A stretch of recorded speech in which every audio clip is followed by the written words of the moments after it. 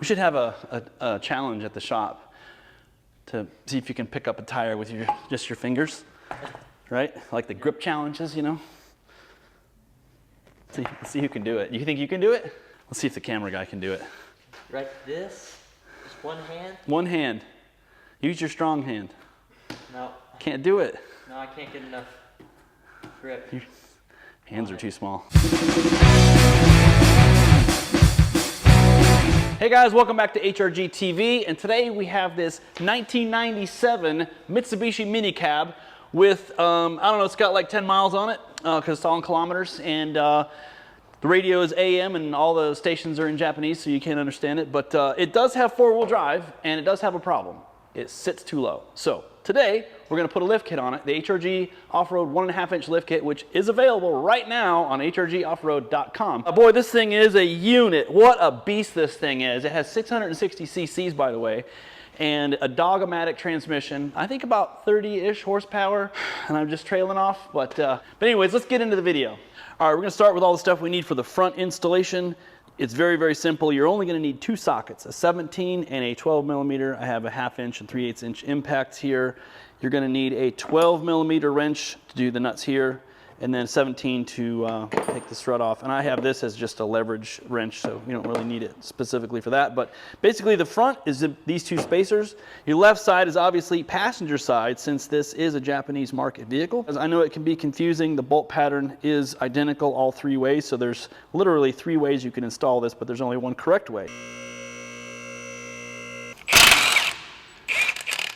Whoops. Need to find that nut. I'm gonna reuse those.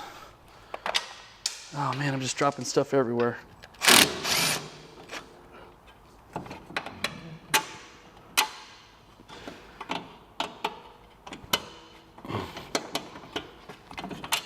Okay. Get the strut loose from the hub. There you go. Now we're gonna go up top and loosen the nuts that hold this in. Now up top, first thing you're gonna do is pull the carpet back. Got a couple little snaps right here. Now the engine on these is underneath the front seat, which is different from the other trucks.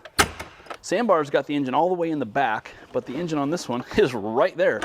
So these 3 nuts, take those out. And make sure you catch it. It falls out. There you go. Okay. Spacer on like this. And I guess I'm just going to use nuts that come with the kit here. I don't think it really matters which nuts you use where. They're all the same, basically. So I'm just going to throw these on. All right, now, this other wrench comes in handy for getting leverage. So what I do is place it over the stud there and leverage it against this stud. That gives you that leverage so you can tighten these up. Good and tight.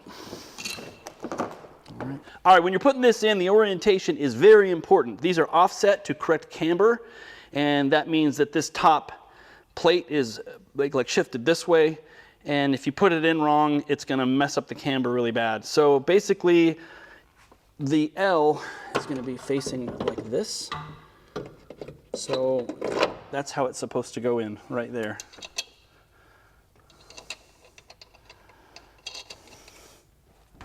And you can put it in wrong, but you'll know pretty quick that it is wrong because it will, actually I don't think you can put it in wrong because it's the way it's offset, it won't fit any other way. But basically that's how it's supposed to look. Throw this back down, clamp it up, snap it back. Okay. Now, what we're gonna do is line this back up with the strut, like so. I have to lift it back up some to get the holes to line back up.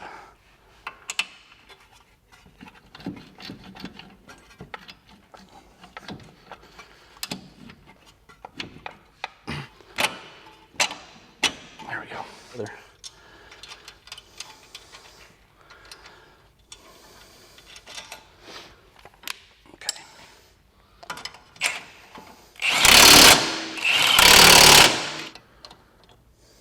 Missing something? What's going on here?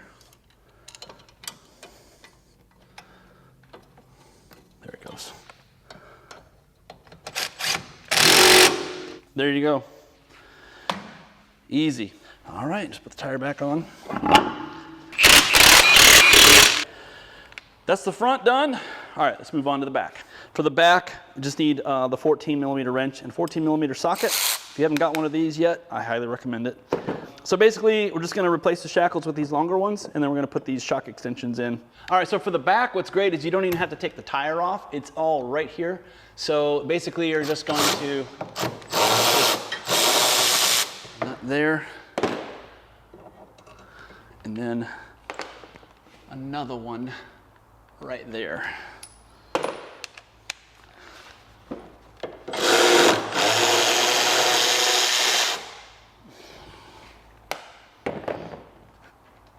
Okay, I did skip a step. You gotta support the rear axle. So I would have done that first. Should have done that first. So basically, we want to just bring the weight, or bring the axle up so that the weight is not pressing against these shackles, and it gets them kind of freed up. There you go. Just pull that out like that. And then the other one, twist it a little bit.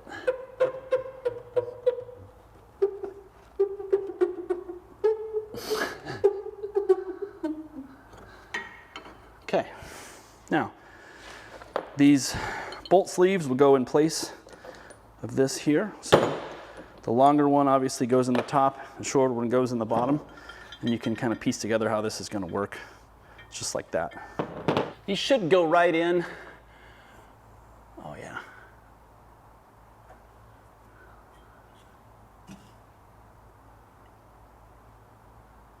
That's oddly satisfying. Okay. Oh shit, I didn't bring the bolts. We're gonna go ahead and remove the shock.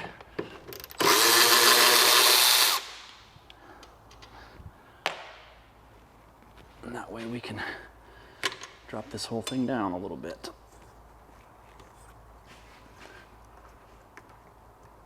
Man, that does not want to come off. Oh, there it goes. Go ahead and lower this a little bit.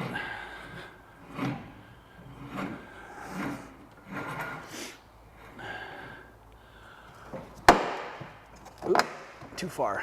So basically this shackle is going to be 3 inches longer bolt to bolt, which is 3 inches drop here, and in the middle it's 1.5 inches because your pivot point is there. So that equates to 1.5 inches of lift from a 3-inch shackle. It should just go right on. If my math is correct, and it always is. Tony, start. What? Okay.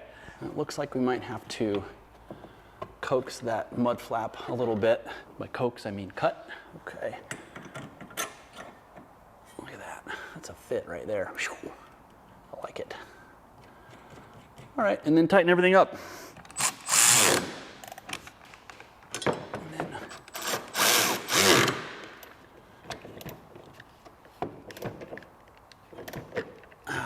Okay, all right, so we have a slight interference issue with the leaf spring and this mud flap right here. So we're going to trim it. Now, this is all I got. You may choose to use something less barbaric than this, but right now, it's all I got my hands on. So we're going to use a Sawzall to trim this off. And I don't recommend doing this, but the result will be the same if you use a better saw. We're just going to go with what we got. So I'm going to just make a little incision. There you go. Now I'll clean that up with my fingernail. Look at that. See? That's pretty clean, honestly. Can't complain about that. Shock extension is basically these two pieces here. You got an insert that goes into the bushing.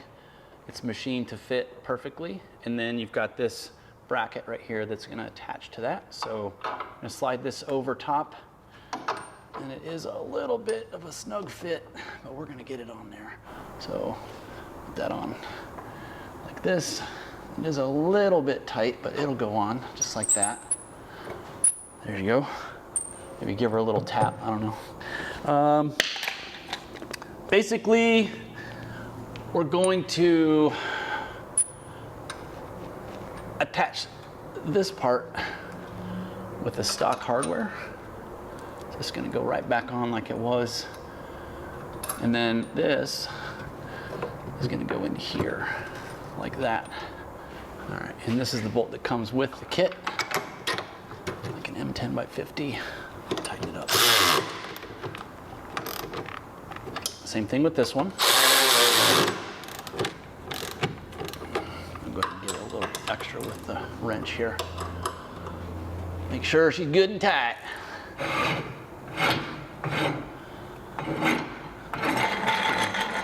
Pretty much all there is to that. Okay. All right, guys, that pretty much wraps up the installation video on the Minicab minivan. And if you guys were wondering about this thing, I have a few more details I'm going to talk about in a later video that sets this apart from the others. I really love the layout on this thing and the way it's set up. This is the only one with an automatic too, and the only one that has fang wheels. So those are neat. But yeah, I appreciate you guys watching all the way to the end of these videos, and I will see you in the next one. All right, guys, welcome back to HRG TV, and today we have a beautiful Mitsubishi, what is it called? Highcab? No, Hijet. No, Minicab. All right, guys, that pretty much wraps it up for the installation video on the, well, I call it a Hijet. It's not a Hijet. This is not a Hijet. It's not a Hijet. God damn it.